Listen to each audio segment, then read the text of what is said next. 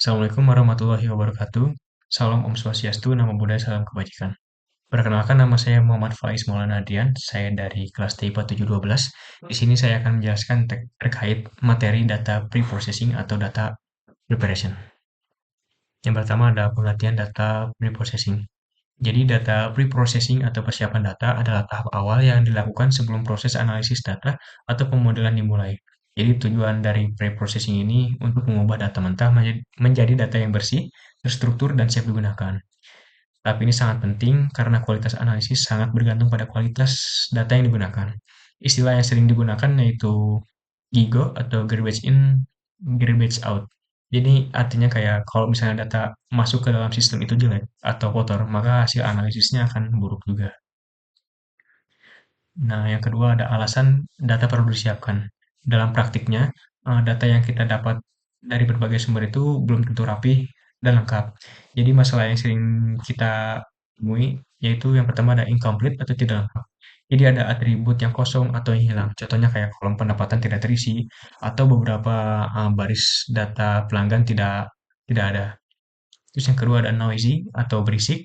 Jadi data ini mengandung kesalahan atau nilai ekstrim di outlier. Contoh misalnya umur pelanggan sama dengan 200 tahun atau gajinya malah minus jadi minus 10. Selanjutnya yang terakhir ada inconsistent atau tidak konsisten. Jadi ada perbedaan format, kode atau penamaan.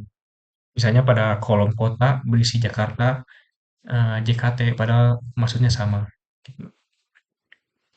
Yang ketiga, ada langkah-langkah utama dalam data processing. Yang pertama ada data cleaning atau pembersihan data.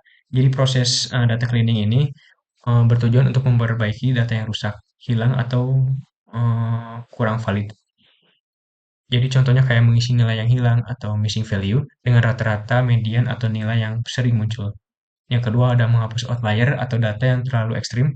Yang ketiga menyamakan format penulisan atau satuan. Tujuan dari data cleaning ini agar datanya menjadi lebih konsisten dan akurat. Selanjutnya ada data integrasi.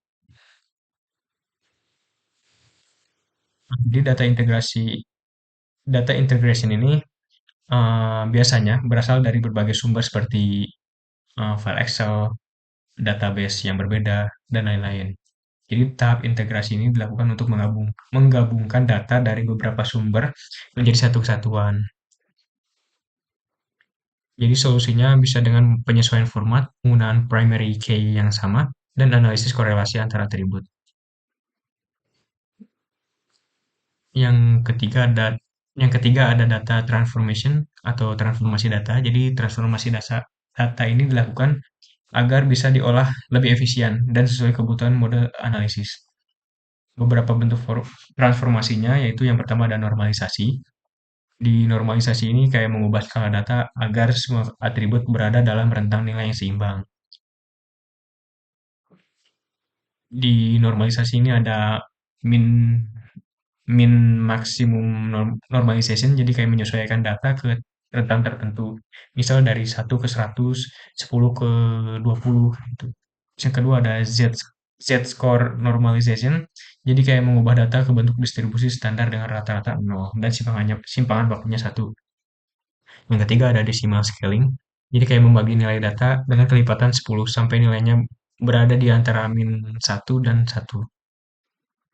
Yang kedua ada agregasi, jadi agregasi ini menggabungkan beberapa data menjadi satu nilai ringkasan. Yang ketiga ada diskretasi, jadi diskretasi ini mengubah data numerik yang bersifat kontinu menjadi kategori. Misalnya ada data suhu 20 sampai 30, itu bisa diubah menjadi dingin. Suhu 31 sampai 35 itu normal, 36 sampai 40 diubah menjadi panas. Terus ada data reduction atau reduksi data. Jadi uh, kadang dataset terlalu besar atau kompleks, jadi butuh disederhanakan tanpa menghilangkan makna yang penting. Contohnya yang pertama kayak mengambil subset dari data atau sampling, menghapus atribut yang tidak relevan, dan mengompresasi data agar lebih efisien disimpan dan diolah. Terus yang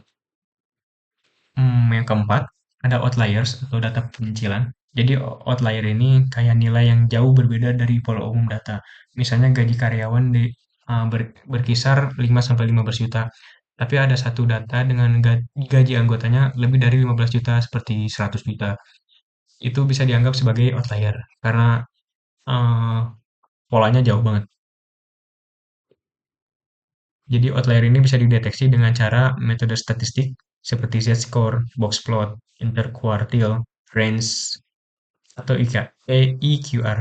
Terus yang kedua ada metode clustering, jadi data yang tidak masuk ke kelompok manapun dianggap outlier. Penanganannya tergantung tujuan analisisnya. Kalau memang kesalahan bisa dihapus, tapi kalau misalnya punya arti penting, kalau contohnya kayak penipuan, anomali, bisa dipertahankan untuk analisis lebih lanjut. Mungkin segitu saja yang bisa saya sampaikan, kurang lebihnya mohon maaf. Terima kasih. Wassalamualaikum warahmatullahi wabarakatuh.